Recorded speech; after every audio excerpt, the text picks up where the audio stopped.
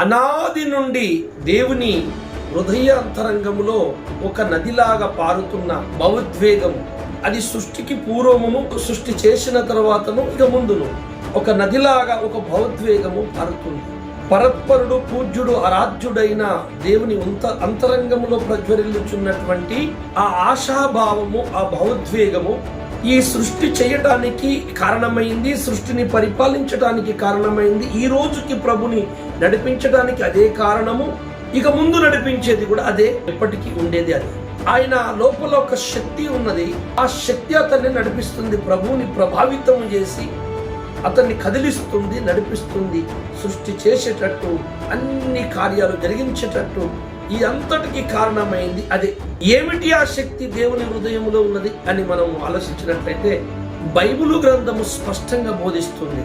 అది దేవుని హృదయములో అలరారుతున్న ప్రేమయే.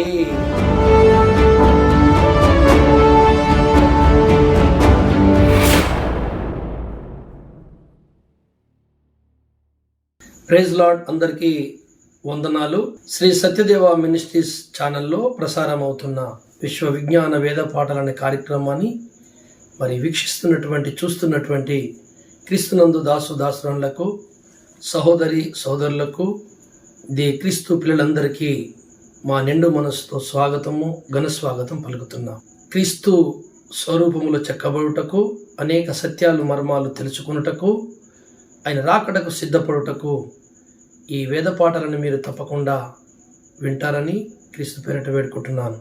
ఎవరైనా సబ్స్క్రైబ్ చేసుకున్నట్లయితే మీరు సబ్స్క్రైబ్ చేసుకోండి, లైక్ కొట్టండి, ఇతరులకు షేర్ చేయండి. ఇతరులకు షేర్ చేయడం ద్వారా, పరిచయం చేయడం ద్వారా మన ప్రభు అయిన క్రీస్తు నుండి ఈ పరిచర్యలో, ఈ సేవలో మీకు పాలు పంపులు దొరుకుతాయని త్రికారణ శుద్ధితో ప్రగాఢంగా విశ్వాసిస్తున్నాను. మంచిది, మనం ఆలస్యం చేయక నేరుగా దేవుని లేఖన కాంతిలో ప్రయాణము సాగిద్దాం. మత్తయి సువార్త 8:22 వచనం మీద మన దృష్టి నిలిపి మనము ధ్యానం కొనసాగిద్దాం. యేసు అతన్ని చూచి, నన్ను వెంబడించుము, మృతులు తమ మృతులను పాతిపెట్టుకొననిమ్మని చెప్పెను. చాలు, చిన్న మాట ప్రార్థన చేసుకుందాం. పరిశుద్ధుడైన మా పరలోకపు తండ్రి, మరొక దినము వేద పాఠాలనే కార్యక్రమాన్ని ప్రసారం చేయుటకు కృప చూపినందుకు మీకు వందనాలు, స్తోత్రములు. ప్రభువా, ఈ ఛానల్ ద్వారా ఇంటున్నటువంటి బిడ్డలందరినీ ఆశీర్వదించు, దీవించు తండ్రి. ఈ సమయంలో చెప్పబడుతున్న వాక్యము అందరిలోనూ ఫలించుటకు సహాయం చేయండి. అందరి హృదయాలను తాకండి అయ్యా. అజ్ఞానం అనే ముసుగును తొలగించి ఏ విషయంలో మేము తెలుసుకోవాల్సినవి ఉన్నాయో ఆ అన్ని విషయములను తండ్రి మీరు సహకరించుమని, సహాయము చేయమని, ఇదిగో మీరే మా మధ్య నుండి మాట్లాడి మా హృదయాలను తెప్పరిల్ల చేసి నా తండ్రి సరిచేయమని, నీ వాక్యం అనే కాంతిలో మమ్మల్ని నడిపించుమని మా రక్షకుడు ప్రభువైన యేసు నామములో ప్రార్థిస్తున్నాను తండ్రి, ఆమేన్. ఈ బైబిలు గ్రంథము అనేక అంతస్తులుగా మానవునికి జ్ఞానం అందించే జ్ఞానరత్నాల రాశి. చాలామంది ఒక్క మెట్టు మీదకి ఎక్కి కొంతవరకు తెలుసుకొని అంతే సత్యం అనుకుని ఆగిపోతుంటారు. కానీ అదే వచనాన్ని, అదే పాఠాన్ని మనం ఇంకా పరిశోధన చేసి, ఇంకా మనము దాన్ని ప్రభు దగ్గర పెట్టుకున్నట్లయితే అందులోనే అనంతమైన జ్ఞానం ఇంకా ఇమిడి ఉంటుంది. అనేక అంతస్తులుగా ఇది బోధిస్తుంది. దేవులారా, భూమి లోపల మనం తవ్వుతూ వెళ్ళిన కొద్దీ కొంత దూరం వెళ్ళినాక మట్టి మారిపోతుంటుంది, మళ్ళీ కొంత దూరం వెళ్ళినాక రాయి తగులుద్ది, ఉష్క మట్టి ఉంటుంది, బురద మట్టి ఉంటుంది, శుద్ధ మట్టి ఉంటుంది, రకరకాల మెటీరియల్స్, లోహాలు భూమి లోపలికి వెళ్ళిన కొద్దీ మనము మార్పు చెందుతూ ఆ మెటీరియల్ మనం చూస్తూ ఉంటాం. అలాగున ఈ బైబిల్ కూడా మనము బైబిల్లోనికి మనము ఆలోచించినట్లయితే ప్రభు సాయంతో అలాగున అనేక జ్ఞానరత్నాలు మనకు దొరుకుతాయి. అనేక సత్యాలు ఈ బైబిల్ బోధిస్తుంది, అనేక కోణాల నుండి బోధిస్తుంది. మనము దాని మీద ఆశ పెట్టుకొని చదివినట్లయితే, ఆ దేవుని మీద ఆధారపడి మనం చదివినట్లయితే తప్పకుండా ప్రత్యక్షత గల మనసు వారికి వస్తుంది.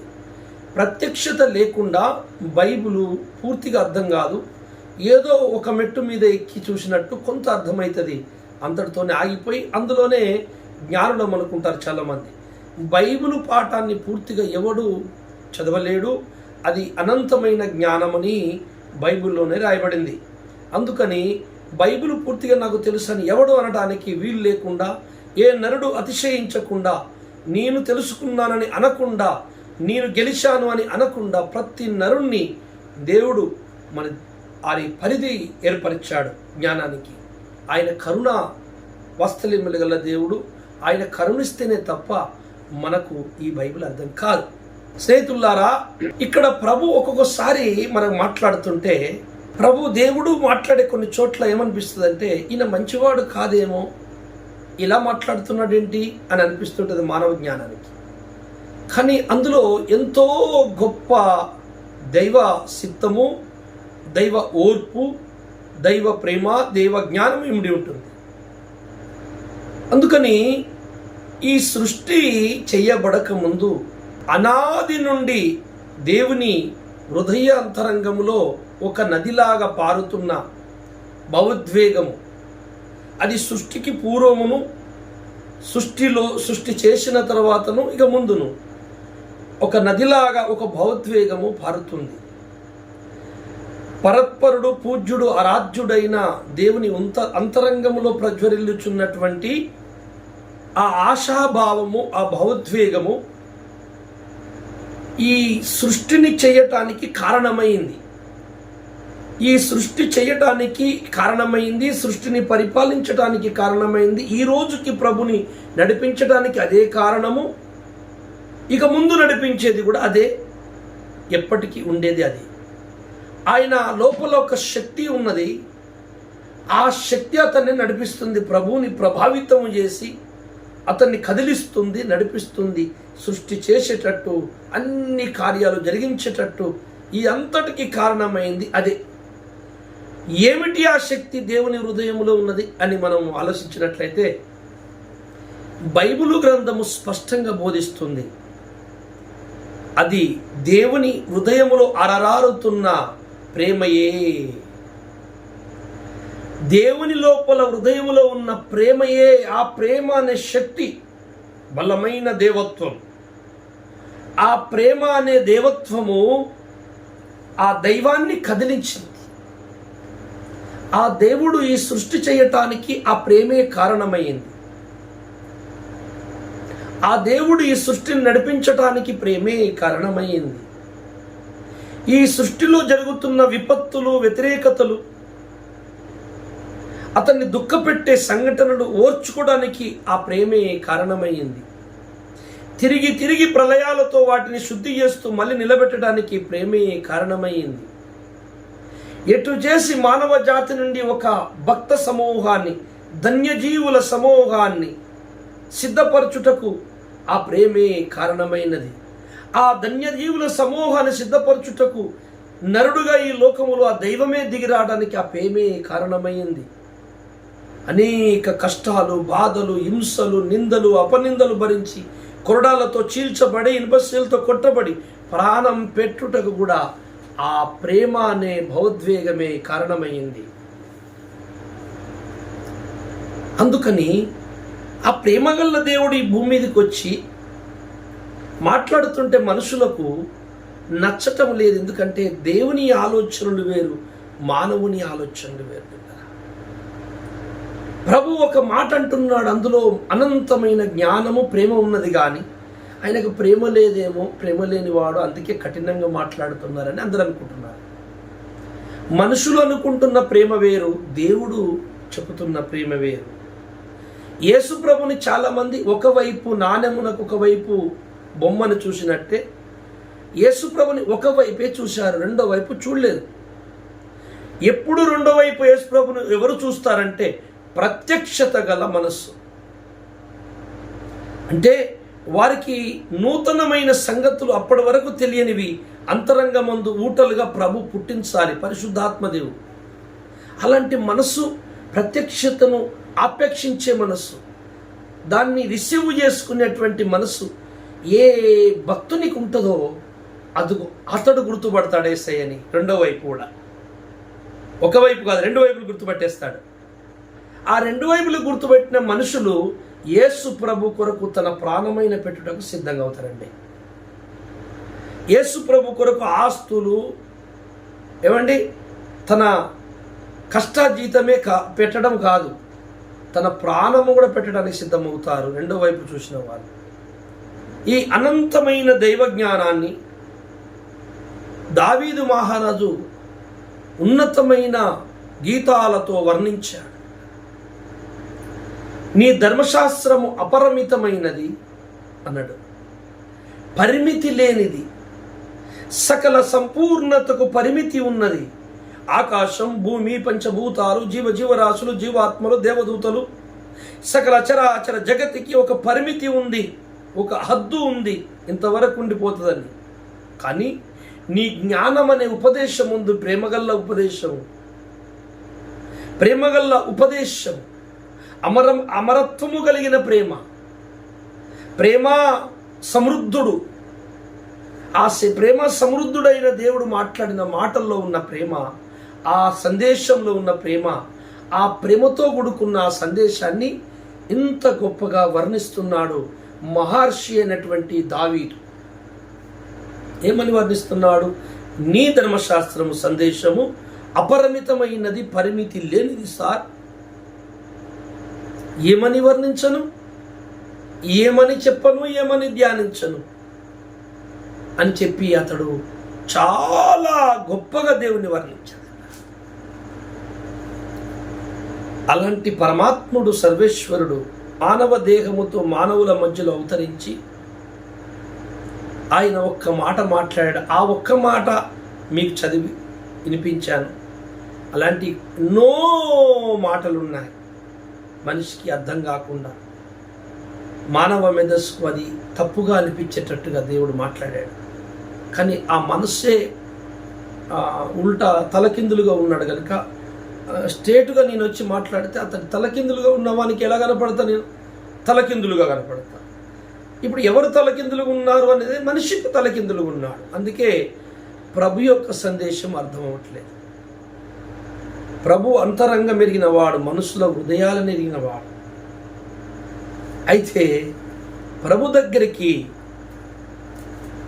కొంతమంది వచ్చారు. ఒక శాస్త్రి వచ్చాడు, బోధకుడా నువ్వు ఎక్కడికి వెళ్తే అక్కడికి వస్తాను నేను అని అతనితో అంటే, నక్కలకు బోరియలున్నాయి, నాతో నువ్వేం వస్తావు నాయన, నాకు తలదాచుకుంటూ జాగలేదన్నాడు. అంటే వద్దు అన్నాడు. ఇంకొక ఆయన వచ్చి రానని అన్నా నా వెనకాల రా అన్నాడు. ఆయన మాటలు అర్థం కావాలి. ఎందుకంటే మనుషులు ఈ మనిషితో వద్దన్నాడు, ఆ మనిషిని రమ్మంటున్నాడు పిలవకముందే, అత్తనని అనకముందే. ఏమిటి ఈయన మాటలోని పరమార్థం అని మనుషులకు అర్థం కాలే. ఒకసారి వెంటనే ఒక శిష్యుడు వచ్చి, అయ్యా నా తండ్రి చనిపోయాడు, నేను సమాధి చేసి వస్తా అన్నాడు. మృతులు పాతి పెట్టుకుంటాడు, నా వెనకాల రా అన్నాడు. మృతులు తమ మృతులను పాతి పెట్టుకొనిమ్మని చెప్పాను. మృతులు తమ మృతులను పాతి పెట్టుకొని నువ్వు సజీవుడవు నా వెనకలు వచ్చానాయన అంటే, వాళ్ళ నాన్నగారు చనిపోయారట. కబురు వచ్చింది, ఒక అబ్బాయి మీ నాన్నగారు చనిపోయారు, మీ అక్క, మీ అమ్మ, మీ అన్నదమ్ములు, మీ బంధువులు ఊరంతా ఏడుస్తున్నారా, ఆయనకు చేయాల్సిన కార్యక్రమం నువ్వు కొడుకు ఏమో ఏసేసి అనుకుంటే ఏసనికి వెళ్ళిపోతున్నావు, ఆయన చేయాల్సిన కార్యక్రమం చేయాలి కదా, కొడుకుగా నీ బాధ్యత, రా వెళ్దామా అంటే, మరి ఆయనకి చెప్పొస్తానయ్యా అంటే చెప్పిరా. ఆయనకి వెళ్ళి చెప్తే ఆయన ఏమంటున్నాడు, చచ్చిపోయిన పెట్టుకుంటారులే కానీ నువ్వు నా వెనకాల వచ్చే అంటున్నాడు.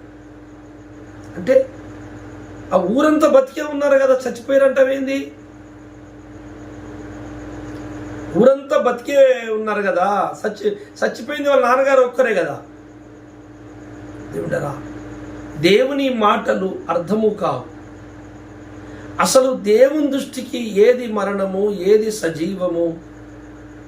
మనుషులకి ఏం తెలుసు? చనిపోతే చనిపోయినట్టు అనుకుంటున్నారు అంతే. దేహమును ఆత్మ వదులుట, ఇండ్లు ఖాళీ చేసుట, అది చనిపోవడం, అదొకటే తెలుసు. కానీ దేవుని దృష్టిలో తన నుండి వేరే శాశ్వతంగా నరకం వెళ్ళే మరణం గురించి మాట్లాడుతుంటాడు. పాపం అనే మరణం గురించి మాట్లాడుతుంటాడు. ఒకసారి దావీదు ఒక పాటలో 103వ పాటలో ఒక మాట వర్ణించాడు. ఆ మాట ఒక వైనము పద్ధతి ఒక్కసారి మీరు ధ్యానించండి. 103వ కీర్తన 1వ వచనం నుంచి 4వ వచనం వరకు చదవండి. నా ప్రాణమా యెహోవాను సన్నుతించుము, నా అంతరంగముననున్న సమస్తమా ఆయన పరిశుద్ధ నామమును సన్నుతించుము.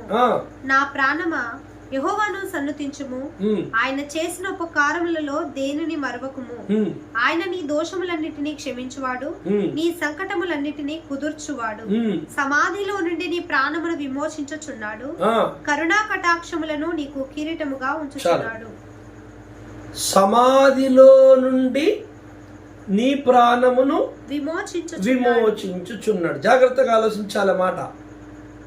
దావీదు సమాధిలో ఉన్నాడట, అక్కడి నుంచి లేపుతున్నాడట ఆయనని దేవుడు.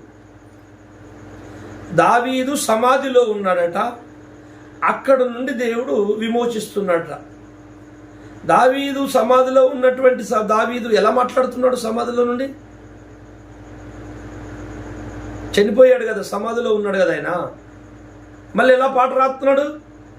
భూమి మీద బతికున్న ఆయన అంటున్నాడు, నేను సమాధిలో నుంచి లేస్తున్నాను. చనిపోయాడా అంటే చనిపోలేదు. మరి సమాధి అంటున్నాడేంటి? సమాధిలో ఉన్నాను అంటున్నాడేంటి? తన ప్రాణం సమాధిలో ఉండడం ఏంటి? దేవుడరా, అదుగో అలాంటి మాటలే దైవాత్మతో కూడుకున్నవి. దావీదు దైవ ప్రేరేపంతో మాట్లాడాడు. దావీదు దైవ ప్రేరేపంతో పాటలు రాశాడు. దావీదు గారు సమాధిలో ఉండడం ఏంటండి? చనిపోయి బతికున్నోడు మాట్లాడుతున్నాడు, నేను సమాధిలో ఉన్నాను, నన్ను లేపుతున్నాడు అని. అంటే ఆయన మాట్లాడుతున్నది అతి భయంకరమైన పాప ఊబిలో నుండి దేవుడు నన్ను లేపుతున్నాడని మాట్లాడుతున్నాడు. సమాధి అనగా మృతము, చనిపోయిన వారిని పెడతారు. అయ్యో నేను సమాధిలో ఉన్నాను, నా ప్రాణముని నేను అందరం కలిసి, నా దేహము ప్రాణమా, అందులో నుండి విమోచిస్తున్నాడు నన్ను దేవుడు. అనగా నేను చేసిన పాప ఊపిలో నుండి నన్ను దేవుడు లేపుతున్నాడు. ఎఫెసీ పత్రిక 2వ అధ్యాయము 1వ వచనం ఒకసారి చదువుదాం. మీ అపరాధముల చేతను పాపముల చేతను మీరు చచ్చిన వారై ఉండగా ఆయన మిమ్మును క్రీస్తుతో కూడా బ్రతికించెను. ఏమండి, మనం చచ్చిపోయామట ఆల్రెడీ. యేసు ప్రభును నమ్మక ముందు, యేసులో బాప్తిసం పొందక ముందు, యేసుని ధరించక ముందు మనందరము సచ్చిన వారమై ఏమై ఉన్నాం? దేవుని దృష్టికి చచ్చిపోయిన వారమండి. బాప్తిసం తీసుకొని మారు మనసు పొంది క్రీస్తులోకి వచ్చిన తర్వాత బ్రతికిన వారమండి. ఎప్పుడైతే తన తప్పుకు ప్రయాచిత్తము, తన పాపానికి ప్రయాచిత్తము దొరుకుతుందో, తన పాపమును ఒప్పుకొని పశ్చాత్తాపం పొంది దేవుని దగ్గర ప్రయాచిత్తము ఆ నరుడు పొందుకుంటాడో వాడు సజీవుల లెక్కలోకి వస్తున్నాడు. అంతకుముందు వాడు మృతుల లెక్కలో ఉన్నాడు. బతికే ఉన్నాడా? బతికే ఉన్నాడండి. బతికే ఉన్నాడు. ఏమై ఉన్నాడు? చచ్చిపోయాడండి. ఓహో, అందుకే మృతులను పాతి పెట్టుకొని, మీ నాన్నగారు చచ్చిపోయింది నువ్వు అనుకుంటున్నారు, అబ్బాయి ఆ ఊరంతా చచ్చిపోయిన నా దృష్టి. మారు మనసు పొందకుండా ఉండే వాళ్ళందరూ కూడా మృతులే అంటుంది బైబిల్. ఈరోజు బాప్తిస్మము తీసుకొని క్రీస్తుని నమ్ముకొని పేరుకే బాప్తిస్మము, క్రీస్తు చర్చికి వెళ్ళడం, వారి జీవిత ప్రవర్తన, వాళ్ళ ప్రతి కదలిక అంతకుముందు ఎలా ఉండేనో దేవుని నమ్మక ముందు అలాగే ఉంటుంది. ఇంకో 2 ఇంతలు ఎక్కువ అవుతుంది. ఇలాంటి వారు దేవుని దృష్టికి మృతులే. నమ్మని వారు మృతులే, నమ్మి మారని వాళ్ళు మృతులే. బైబిల్ చెప్తున్న సత్యం. చచ్చిపోయిన శవాలు అన్నట్టు. ఒక శవము, చచ్చిపోయిన శవాన్ని బ్యూటీశాలకు తీసుకెళ్ళి, చచ్చిపోయిన శవం బ్యూటీశాలకు తీసుకెళ్ళి బ్యూటీ క్రీములు పెట్టి మంచి అందంగా స్నానం చేయించి, కొత్త బట్టలు తొడిగి, వెంట్రుకలు, ముఖానికి అన్ని అలంకరణ, నగలు అన్నీ పెట్టి పెళ్లి కుమార్తెలాగా ఆ శవాన్ని తయారు చేసి ఒక కుర్చీలో పెట్టుకొని అప్పుడు మనం ఫోటోలు తీసుకుందాం. ఆ శవము ఎలా ఉంటుందంటే చాలా బ్యూటీ క్రీములు పెట్టావు కదా, బ్యూటీశాల వాళ్ళు వచ్చారు కదా, బ్యూటీ పార్లర్ అంటారు కదా మీరు, అది వాళ్ళు వచ్చి మంచిగా అందంగా దిద్దారనమాట, బతికున్న మనిషిని దిద్దినట్టు చాలా అందంగా కనపడుతుంది. కానీ శవం ఏం శవము? అందమైన శవం. అందంగా ఉన్నది బతికున్న మనిషి కంటే, కానీ శవం. అయితే ఎలాగైతే అంత అందమైన శవాన్ని మనం కుర్చీలో కూర్చోబెట్టి అందమైన శవము అని మనం ఎట్లా అనుకుంటామో, పాపం అందంగానే ఉంది కానీ శవం రా అని అనుకుంటామో, అలాగే దేవుడు ఈ మారు మనసు పొందని వాళ్ళు, దేవుని నమ్మని వారు, వాళ్ళని చూసినప్పుడు దేవుడా అయ్యో వీళ్ళు మనుషులే బతికే ఉన్నారు కానీ శవాలు అందమైన శవాలు, బతికున్న శవాలు. యేసయ్య దృష్టికి మరణోళ్ళు. నువ్వు ఎంత అందంగా ఉంటేంది, నువ్వు ఎన్ని దిద్దుకుంటేంది. మీరు అందంగా ఉండొద్దని నేను చెప్పట్లేదు, క్షమించాలి నన్ను, అక్కడ ఉన్నది చెప్తున్నా నేను. దేవుని దృష్టికి మారు మనసు పొందితే నువ్వు సజీవమైన లెక్కల్లోకి వస్తావు. నువ్వు మారు మనసు పొందకపోతే నీకు ఏమున్నా, ఎంత పెద్ద పలుకుబడి ఉన్నా, ఎంత అందంగా ఉన్నా, నువ్వు శవానివి, చచ్చిపోయిన శవానివి. ఈ శవాలకు ఎంత అందంగా దిద్దుతే ఏం లాభం?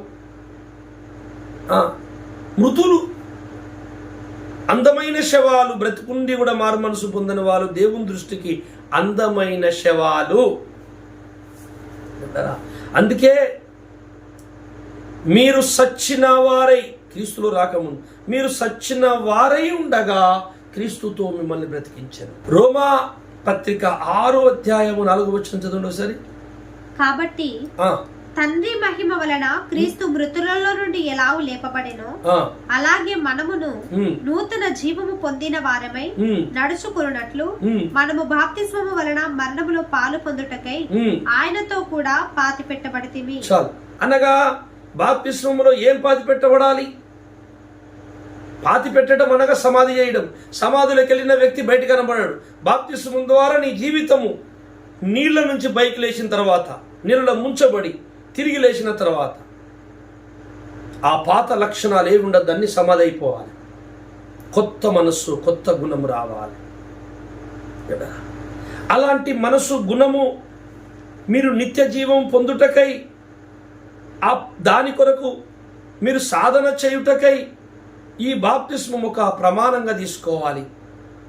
దాని ద్వారా నువ్వు ఒక పాఠాన్ని నేర్చుకొని ఒక నూతన జీవితాన్ని క్రీస్తునందు నువ్వు ప్రారంభించాలని లేఖనం మనకు హెచ్చరిస్తుంది.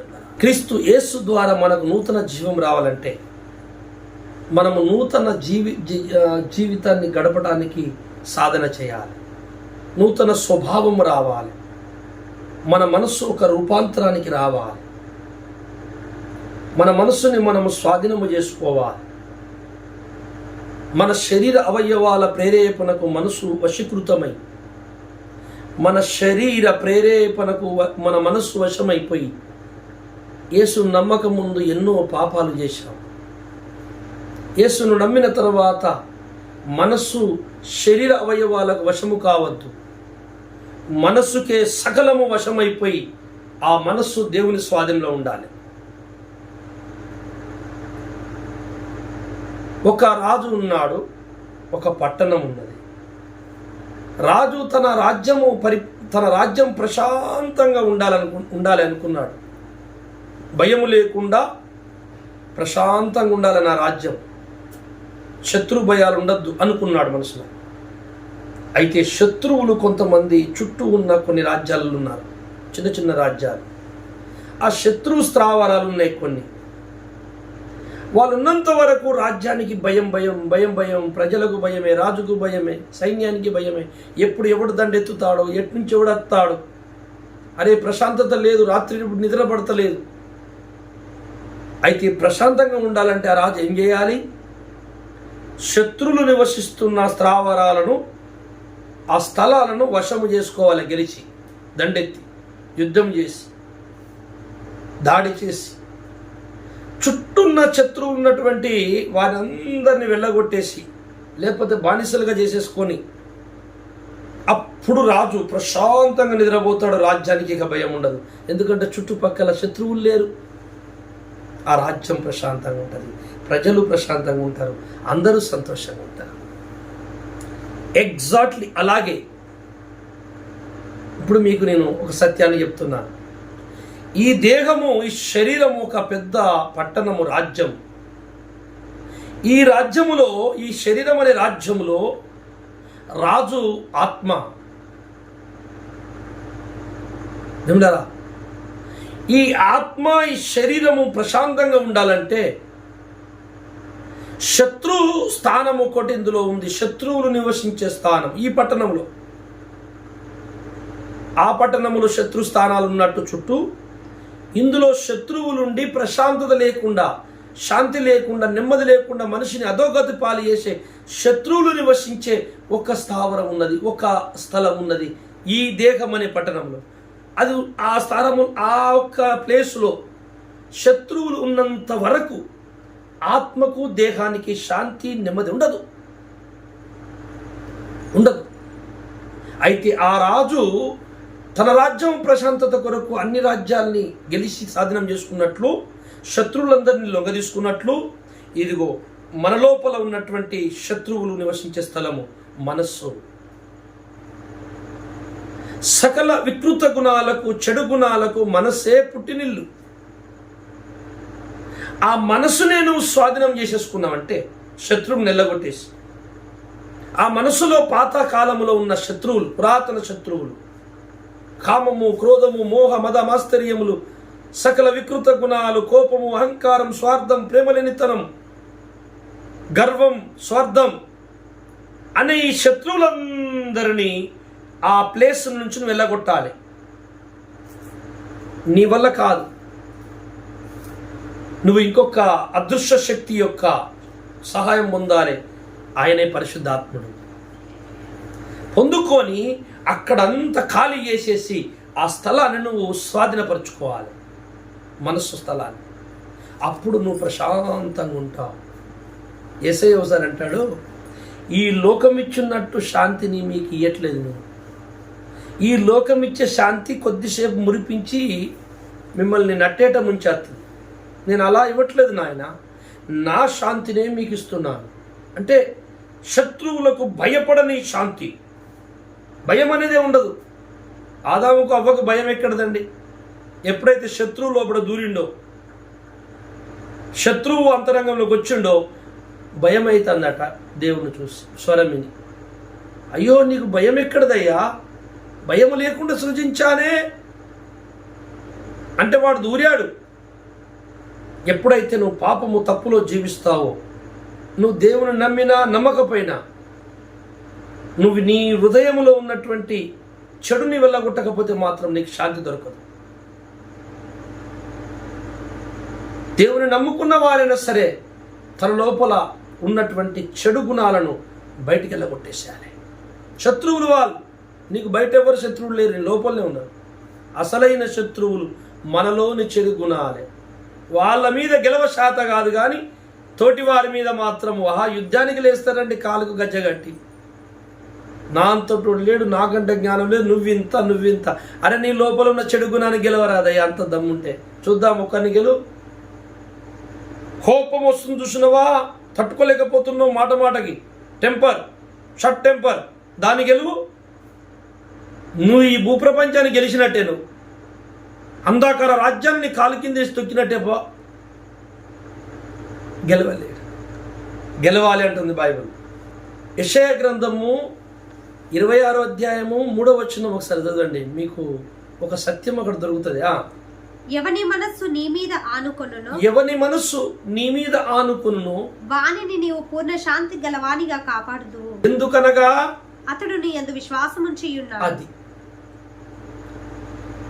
ఎవని మనస్సు ఆయన మీద, అంటే నీ మనస్సు ఈ లోక కోరికల మీద, లోకాశల మీద, నువ్వు అనుకున్నటువంటి కోరికల మీద ఆనుకొని ఉండకూడదట.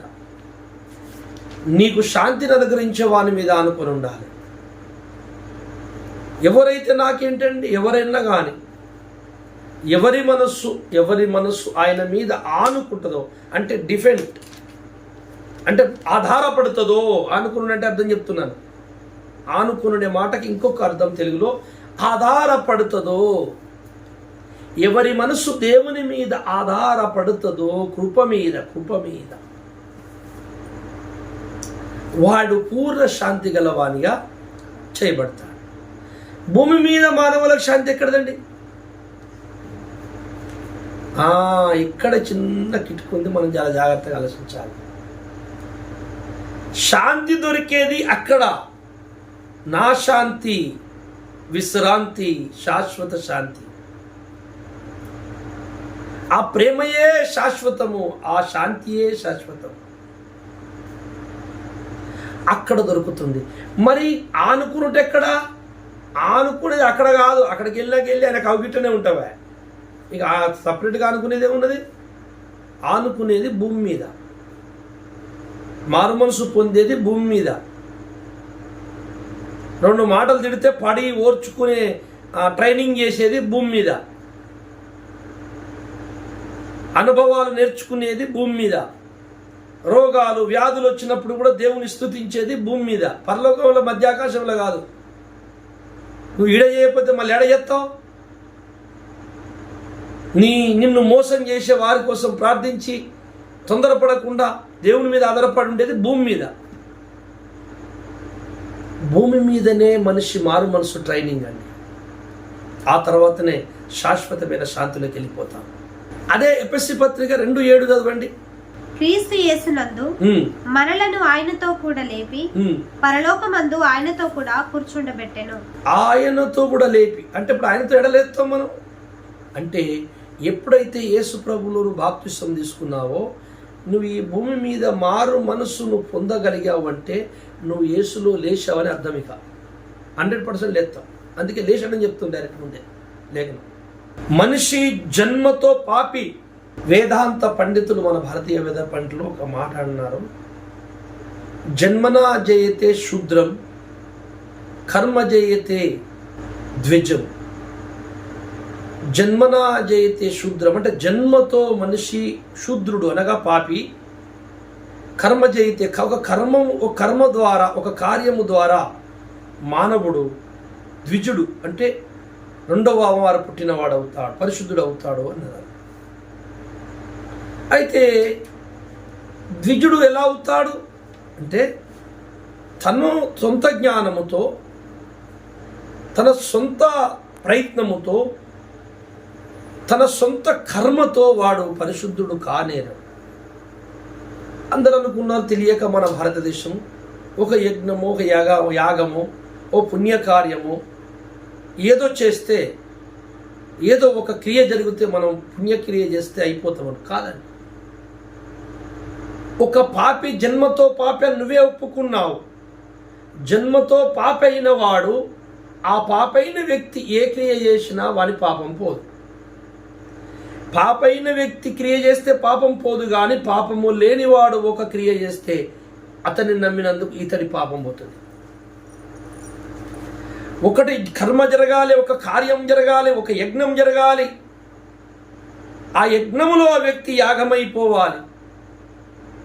ఆ యజ్ఞమయ్యే వ్యక్తి పరిశుద్ధుడై ఉండాలి. మానవునిలో ఉన్న నైజం, గుణం, లక్షణం, పుట్టుక అతనికి ఉండకూడదు. అట్లాంటి వాడు ఎవరైనా ఉంటే చూసుకోండి అన్నది. చెడు గుణములెల్ల చేపట్టి శిక్షించి పరమ పదవి సిద్ధ పడగా రూపు అట్టి గురును వేరి అపరోక్షముందరా అన్నాడు ఒక కవి. చెడు గుణములను పట్టి శిక్షించి తొలగించి పాపాలను తీసేసి పరలోక పదవి, మోక్ష పదవి నీకు ఇచ్చేవాడు గురువు. ఆ వట్టి గురుడిని నువ్వు వేడుకో, ఆ గురువుని బోధ విను అన్నాడు అన్నమాట. అందుకనే ఈ భూమి మీద నీతిమంతుడు లేడు, ఒక్కడు లేడు కనుక దేవుడే నరుడుగా వచ్చాడు. ఆ అవతారమునందు ఒకే ఒక కార్యం జరిగింది, కర్మ. అందరి సర్వమానవుల కొరకు ఒక పుణ్యకార్యము జరిగింది, ఒక యజ్ఞం జరిగింది. ఆ పుణ్యమూర్తి, ఆ కరుణామూర్తి, ఆ ప్రేమ సమృద్ధుడు ఈ భూమి మీద మనందరి కొరకు ఒక యాగము చేశాడు. తన ప్రాణమును శిలువపై ధారపోసి మరణించాడని సమాధిలో పెడితే 3 రోజులకు తిరిగి లేచాడు. ఇతనిపై ఎవరి దృష్టి నిలుపుతారు, ఇతని యందు దృష్టి పెట్టి నా పాపములు ఒప్పుకుంటున్నాను క్షమించు అని అంటారో అట్టివారు ద్విజులవుతారు. బైబిల్లో ఉంది. యేసుప్రభు చెప్పారు, ద్విజులు ఎవరో చెప్పాడు. యోహాను సువార్త 3:3లో యేసుప్రభులు ఎవరు మాట్లాడుతూ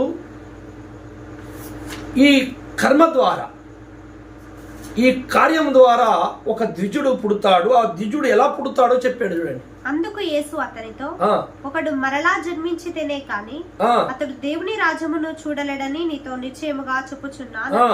అందుకు నికోదేము, ముసలివాడైన మనుషుడు లాగు జన్మింపగలడు, రెండవ మారు తల్లి గర్భమందు ప్రవేశించి జన్మింపగలడా అని ఆయన అడగగా యేసు ఇట్లా నేను, ఒకడు నీటి మూలముగాను ఆత్మ మూలముగాను జన్మించితేనే కాని దేవుని రాజ్యంలో ప్రవేశింపలేడని నీతో నిశ్చయంగా చెప్పుచున్నాను. రెండవ మారు జన్మించుట, ద్విజుడు అంటే రెండవసారి పుట్టుట. నికోదేముకు అర్థం కాలే. నాయన నువ్వు ధర్మశాస్త్ర ఉపదేశకుని జ్ఞానివే గాని నువ్వు కూడా రెండోసారి పుట్టాల్సిందే. రెండవ మారు పుట్టుట ఎలా పుట్టాలి సార్? తల్లి గర్భంలో మళ్ళీ ఎలా వస్తాం? అప్పుడు అంటున్నాడు, నీటి మూలముగాను ఆత్మ మూలముగాను. అంటే తనలోని చెడును, ఈ కామక్రోధములను, ఈ మదమాశ్చర్యములను, అహంకారములను, గర్వములను, సకల శత్రువులను గెలవలేని ఈ నరుడు, పతనమైపోయి అధోగతి పాలైపోయిన ఈ నరుణ్ణి దైవం ఏం చేస్తున్నాడు? ఎంత కరుణా సమృద్ధుడు యేసయ్య చూడండి. నీటి మూలముగాను ఆత్మ మూలం అంటే వాడు బాప్తిస్మము తీసుకొని పాపాలు ఒప్పుకుని బాప్తిస్మం తీసుకుంటే ఆత్మదేవుడు వారి హృదయంలోకి వచ్చి గెలిపిస్తాడు. దేవునికి స్తోత్రములు కలిగిన గాక. అందుకని మిత్రులారా, మనము శత్రువుల మీద, సాతాను అంధకార రాజ్యం మీద గెలవాలంటే, మనము పరలోకము చేరుకోవాలంటే, మృతులు అనే ఈ భయంకర పాపం నుండి బయటికి రావాలంటే, మనము సజీవుల లెక్కల్లో ఉండాలంటే ఖచ్చితంగా ఈ పరిశుద్ధాత్మ దేవుడు కావాలి. అందుకే మీరు సచ్చిన వారు ఉండగా ఆయన క్రీస్తుతో బ్రతికించను. మృతులు పాతి పెట్టుకొని అంటున్నాడంటే ఏ మృతం గురించి మాట్లాడుతున్నాడు ఆయన? ప్రకటన గ్రంథము 21వ అధ్యాయం 8వ వచనం చదవండి. పిరికివారును అవిశ్వాసులను అసహ్యులను నరహంతకులను వ్యభిచారులను మాంత్రికులను విగ్రహారాధకులను అబద్ధికులందరూ అగ్నిగంధకములతో మండు గుండములో పాలు పొందుదురు. ఇది రెండవ మరణం. ఇగో ఈ మరణము, ఈ సావు, ఈ మృతులు. అందుకే మృతులు పాదాలి నాయన, అక్కడ ఉన్న వాళ్ళందరూ పాపములే ఉన్నారు, వాళ్ళు నరకపాత్రుడు, రెండవ మరణానికి సమీపంగా ఉన్నారు. కనుక అక్కడ మీ నాన్నగారు చనిపోయారా, నువ్వు బాధపడుతున్నా, అక్కడ ఉన్న వాళ్ళందరూ చనిపోయిన వాళ్ళే. నా దృష్టి బతికున్న శవాలు, ఏం లాభం? కనుక ఈ నరకం అనే మరణము నుండి తప్పించుకోవడం అంటానికి ఒకే ఒక అవకాశం ఉంది. నువ్వు కొత్తగా జన్మించాలి, కొత్త రూపాంతరము చెందాలని మనస్సు. ఇలా రూపాంతరము చెందినటువంటి మనసు తన తప్పుని అవసరం వస్తే బహిరంగంగా ఒప్పుకొని వదిలిపెట్టే యథార్థమైన మనస్సుని దేవుడు అభిషేకించి వారికి ప్రత్యక్షత గల మనసు ఇస్తాడు. దైవ చిత్తము తెలుస్తూ ఉంటుంది ఎప్పటికప్పుడు. ఎవరు నేర్పించకుండా వచ్చేస్తుంటాయి చాలా విషయాలు. అతన్ని దేవుడు వాడుకుంటాడు భూమి మీద. అతని ద్వారా తన రాజ్య స్థాపన జరుగుతుంది, ఆత్మలు రక్షింపబడతాయి. అతని ప్రార్థన ద్వారా భూమి మీద ఆయన రాజ్యానికి ఎదురు తిరుగుతున్న అంధకార రాజ్యాన్ని కూలగొట్టేస్తాడు దేవుడు. ప్రత్యక్షత గల సంఘం, ప్రత్యక్షత గల సేవకులే ఈ భూప్రపంచపు సాతాను శక్తుల మీద గెలుస్తారు, అంధకార రాజ్యం మీద గెలుస్తారు. అంధకార రాజ్యాన్ని కూలగొట్టేది ఈ ప్రత్యక్షత గల మనసు గల సంఘం, సేవకులే. ప్రత్యక్షత లేని వాళ్ళు సాతానికి ఏ ప్రాబ్లం, ఆయనకి ఏం ప్రాబ్లం లేదు, వీళ్ళకి ఏం ప్రాబ్లం లేదు. కానీ ప్రత్యక్షత గల మనసున్న సంఘం మీదకి సాతాను దాడి ఎత్తాడు, వీళ్ళు వాళ్ళని తొక్కకుండా ఉండరు. కానీ గెలుపు సంఘానిదే. ఆయన మీద మనసు ఆనుకొని ఎవరైతే ఈ పరిచర్యని ముందు తీసుకెళ్తారో, ప్రార్థిస్తారు, సహాయం చేస్తారు పనికి, సేవకి, అట్టి వారందరికీ దేవుని ప్రత్యక్షత తప్పక ఉంటుంది. దేవుని ప్రత్యక్షత రావాలంటే మారు మనసు పొందాలి. మారు మనసు పొందాలంటే నువ్వు ఒప్పుకోవాలి, మనసు ఉండాలి. తన తప్పును ఒప్పుకొని వదిలిపెట్టువాడు దేవుని చేత కనికరం పొందు. ఒప్పుకోవాలి ప్లస్ వదిలిపెట్టాలి. చాలా మంది ఒప్పుకుంటారు, వదిలిపెట్టరు, మళ్ళీ అదే చెప్తారు. ప్రభుని అడగండి, ప్రభు ఒప్పుకోవాలని వదిలిపెట్టాలి, 2 పనులు జరగాలి, నాకు సాయం చేయి, 2 పనులు జరగాలి. అందుకని దేవుని అంతరంగములో అనాది నుండి అరరారుతున్న ప్రేమ ఎంత గొప్పదో చూడండి. మృతులైన మిమ్మల్ని తప్పించటానికి వచ్చి, నాయనా మీరు మృతులు రండి సజీవ లెక్కలేకని పిలుస్తున్నాడు. మిమ్మల్ని మృతులుగా చచ్చిపోండి, నాకు అవసరం లేదని అంటలేదు. రండి, రాకపోతే మాత్రం మృతుల సంఖ్యలో ఉంటారు, వస్తే సజీవుల సంఖ్యలోకి వస్తారు. నా మీద మీ మనసు అనుకోండి, మీకోసమే వచ్చాను, ప్రాణం పెడతాను, మీకోసమే వచ్చాను. కాకపోతే ఆ మనసు పనికిరాదు, ఈ మనసు కావాలి. క్రీస్తుని ఒక పక్కే కాదు, 2 వైపులు చూడాలి. ఆయన మాటలోని అంతరార్థాన్ని అర్థం చేసుకోవాలి. దేవుణ్ణి నడిపిస్తున్నది లోపల ఒక శక్తి ఉంది, దేవుని లోపల, అదే ప్రేమ. ఆ ప్రేమయే శాశ్వతం అన్నాడు పౌలు. జ్ఞానము, బలము, వివేకము అన్నీ పక్క పెడతాం, పోతాయి, పక్క పెట్టబడతాయి. కానీ ప్రేమయే శాశ్వతం. ప్రేమయే శాశ్వతం. ప్రేమలో మనం దాగి ఉందాం. ఆ ప్రేమ జ్ఞానం గలదై ఉండాలి, గుడ్డి ప్రేమ ఉండకూడదు. మళ్ళీ దేన్ని పడితే దాన్ని, ఏది పడితే అది పాపాన్ని కూడా పోన్లే పాపం అని ప్రేమించేవు. చాలామంది సైతాన్ కోసం ప్రార్థన, లూసిఫర్ అన్న వారి దూతలందరూ మారుమనసు పొందాలి ప్రభు అని ప్రార్థించడం అనుకో, ఎట్లుంటుంది? లూసిఫర్ కేసు నామూల మారుమనసు వచ్చునుగాక, దెయ్యాలన్నీ మారుమనసు పొందునుగాక అని అంటే, ఇక వాళ్ళంత తెలివి తక్కువలు, బుద్ధిహీనులు ఈ భూమి మీద ఉండరండి. దెయ్యాలు మారుమనసు పొందుడండి. చాలామంది దావీదు అన్నాడు, ఈ దెయ్యాలకి చేతులు కలుపుతున్న ఈ శత్రువులందరూ నశించి పోవాలి, దేవా నీ రాజ్యమే స్థాపించడం ఒత్తుకున్నారు. దెయ్యాలు కాదు, దెయ్యం పొందిన వాళ్ళు కొంతమంది మారారు, దేవుని బిడ్డలు కాదళ్ళు, దెయ్యం బిడ్డలు.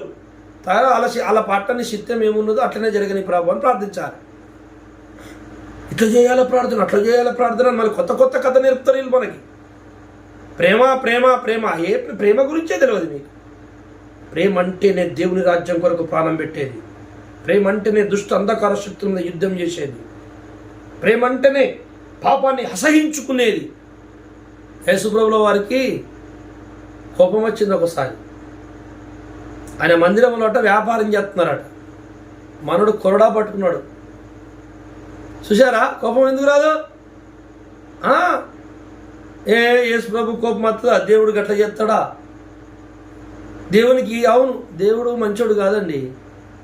దేవుడు మంచోడు అయితే నరకంలో ఎందుకు ఎత్తారండి? మనుషులు నరకంలో వేసి తొక్కుతారు. గత ప్రేమే లేదు ఆయనకి, ప్రేమ అంటారు మీరు అని ఒకరు అంటున్నారు. మనం దేవుళ్ళరా, ప్రేమ అంటే న్యాయము అని అర్థం, మరొక పేరు దానికి. ప్రేమ అంటే న్యాయము. ఆ న్యాయము గల్ల నీతి గల్ల దేవుడు నీకు ఇచ్చిన అవకాశం ఇచ్చి ఓర్చుకొని దాని టైం పెట్టిండు. ఆ టైం ప్రకారం అవకాశం అయిపోయిన తర్వాత ఆ నీతి గల్ల కోపమే నరకంలో నువ్వు కాలుతున్న అగ్ని, దేవుని కోపాగ్ని. దేవుళ్ళరా, అది న్యాయము గల్ల కోపము, నీతి గల్ల కోపము. కనుక ఈ లోకమంతా పరలోకం రాదు. అపవాది సంబంధులు, అపవాది సర్పపిల్లలు ఉన్నారు. వాళ్ళు సంఘములో కూడా వచ్చారు, సంఘాలు కట్టుకున్నారు, వర్ధిల్లుతున్నారు, చర్చిలు కట్టుకున్నారు. సర్పపిల్లలు, మీరు భయపడకండి, వారిని చూసి ఆశ్చర్యపోకండి.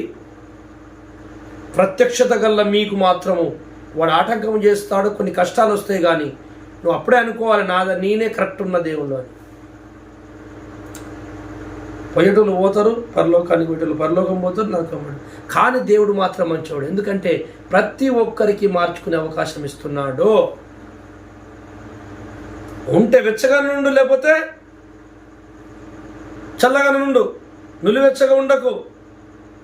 మీరు మారు మనసు పొందండి సంగమా, లేకపోతే నోటి నుంచి ఉంచేస్తాం. తొందరగా మారు మనసు పొందండి అంటే మారు మనసు పొందమని అవకాశం ఇస్తున్నట్ట ఇవ్వనట్ట? అందరికి ఇస్తున్నాడండి, మంచోడు కాదంటారు ఏంటంటే.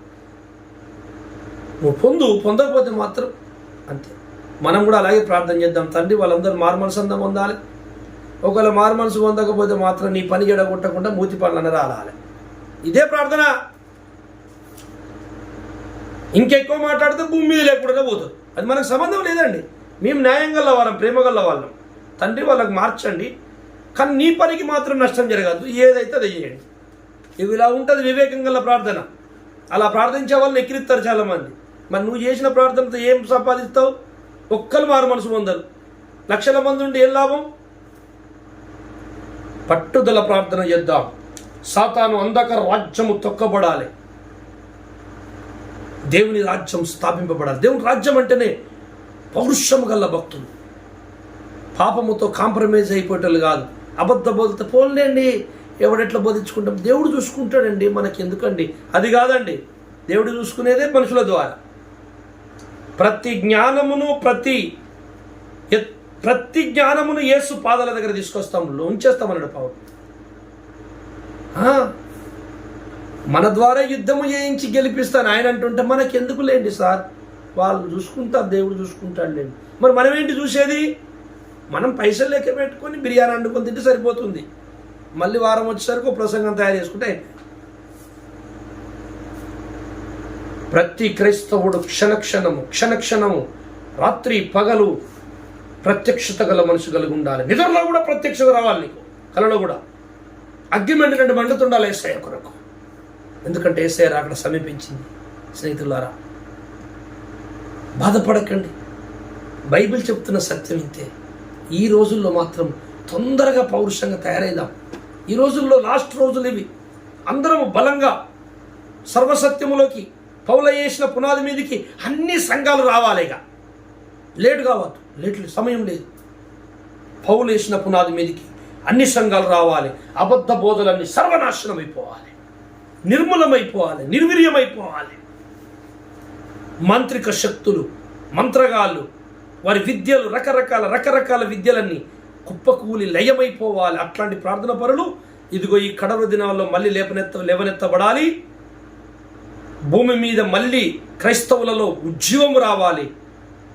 ఒక స్తుతి ధూపము లేవాలి ఆకాశమంతా, భూగ్రహం మీదకి. అది నా తండ్రికి నవ్వాలి. భూమి మీద అద్భుతం జరగాలి. కడవరి వర్షం పరిశుద్ధాత్మకు మరింపబడాలి. ఎస్, దానికోసం కొంతమంది సేవకులను ప్రేరేపిస్తున్నాడట దేవుడు. నాకు చూపించాడు, ప్రేరేపిస్తారట. అవి స్టార్ట్ చేసిన అన్నాడు. ప్రేరేపింపబడుతున్నారు. వాళ్ళు ఎక్కడెక్కడున్నారో నాకు తెలియదు. అలాగే జరుగుతుంది, తయారవుతున్నారు. మీరు కూడా తయారు కాండి, మనందరం తయారైదాం. సమయం పొనియక సద్వినియోగం చేసుకుందాం. ఇదిగో సృష్టికి ముందున్న ప్రేమ. నేను కొంతమంది బిడ్డల్ని చేయాలి, వాళ్ళకు స్వతంత్రం ఇవ్వాలి, వాళ్ళే నన్ను ప్రేమించాలి అని దేవుడు ఆశపడి చేస్తే, వాళ్ళు ప్రేమించకుండా సాతాను మాటిని సృష్టినే దేవుడని మొక్కేసరికి దేవుని కడుపులో దుఃఖము రెండిపోయి మళ్ళీ వారి కొరకు కరుణించి, అయ్యో పోనీలే వారికి తెలియదని ఆయనే నరవతారం ఇచ్చి నీ కొరకు నా కొరకు ప్రాణం పెట్టాడు. అంత పెద్ద ప్రేమ అయినది. అలాంటి ప్రేమ గల్లవాడు అంటున్నాడు, బాబు నా లోపలికి రానివాడు, నమ్మని వాడు అందరూ చచ్చిపోయిన వాళ్ళు రా, బతికుండి కూడా చచ్చిపోయిన వాళ్ళే, బ్రతికున్న శవాలు, మృతులు రా, మీరు మారండి, మారిన వాళ్ళే సజీవులని. ఆ సంగతి, ఆ యొక్క సందేశము శిశువుని ముందు, అందరి ముందు చెప్తున్నాడు. మృతులను పాతిపెట్టు అంటే ఏంటి? దీని అర్థము అంటే ఆయన నమ్మని వాళ్ళందరూ మృతులే అంటే యేసు నమ్మేయాలరా మనం, అప్పుడే సజీవులం అవుతామని ఆయన డైరెక్ట్గా ఇండైరెక్ట్గా తన సందేశాన్ని అందిస్తున్నాడు ప్రపంచానికి. ఈరోజు మనకు కూడా అందిస్తున్నాడు. మనం ఇట్లా మారు మనసు పొందకపోతే మనం కూడా మృతుల సంఖ్యలో ఉంటాం. బతికి ఉన్న శవాలు, అందమైన శవం, అంతమంది చెప్పుకున్నాం కదా, అందమైన శవం. అందంగా ఉంటే ఎలా శవమే కదా. అయితే ఇప్పుడు మారు మనసు పొందడంలో కూడా దేవుని దృష్టికి అందమైన శవాలు. అందుకనే ఈ రోజు నుంచి మనం దేవుని బిడ్డలుగా బలముగా ప్రార్థన చేద్దాం. దేవుని రాజ్యం కొరకు పోరాడదాం. సాతాను అంధకార చీకటి రాజ్యం మీదకి మనము మెరుపు దాడి చేద్దాం. ప్రార్థన చేసుకుందాం. దేవుడు ఈ వాక్యముని మీ హృదయంలోనూ మీ అంతరంగంలోనూ మీ జీవితం ఫలింపచేయునుగాక. ప్రార్థన చేసుకుందాం. పరిశుద్ధమైన మా తండ్రి, మీ సేవకుని ద్వారా మీరు పలికిన ఈ మాటలను బట్టి వందనాలు. అయ్యా, మృతులు అంటే ఎవరు? దేవుని దృష్టికి ఏది మృతమైందో తెలియపరిచాం. అంతరంగంలో రూపాంతరము లేని, మారు మనసు లేని, ప్రత్యక్షత లేని వ్యక్తులు అయ్యా మృతుల సంఖ్యలో ఉంటారని చెప్పాం. ఇదిగో సజీవులు ఎలా ఉంటారో కూడా చెప్పాం. ఈ 2 విషయాలు నా సోదరిమణులు అందరూ విన్నారు, మేము కూడా విన్నాం. మా అందరిలోనూ చూసిన వారందరిలోనూ ఫలింపజేసి ఇంకేదైనా తప్పుంటే మార్చుకొని దిద్దబడి పౌరుషంగల ప్రార్థన, పౌరుషంగల భక్తి చేసి ముందుకెళ్ళాలి. సత్యానికి అయ్యా మేము విరుద్ధంగా ప్రవర్తించకూడదు. ఎంత నష్టపోయినా పర్లేదు కానీ సత్యం వైపు ఉండి పోరాడాలి. తండ్రి మాకు సహాయం చేసి దీవించుమని నిన్న వాళ్ళందరినీ ఆశీర్వదించు, వారి కుటుంబాలు, వారి పిల్లలు నా తండ్రి ఈ యొక్క ప్రభా వేద పాఠాలు అయ్యా మరి తండ్రి ఎవరెవరు వింటున్నారో వాళ్ళందరినీ ఆశీర్వదించు, దీవించి ఫలింప చేయమని యేసయ్య పేరిట ప్రార్థిస్తున్నాను తండ్రి. ఆమేన్. అందరికీ వందనాలు. Praise the lord. దేవుడు మిమ్మల్ని ఆశీర్వదించును గాక.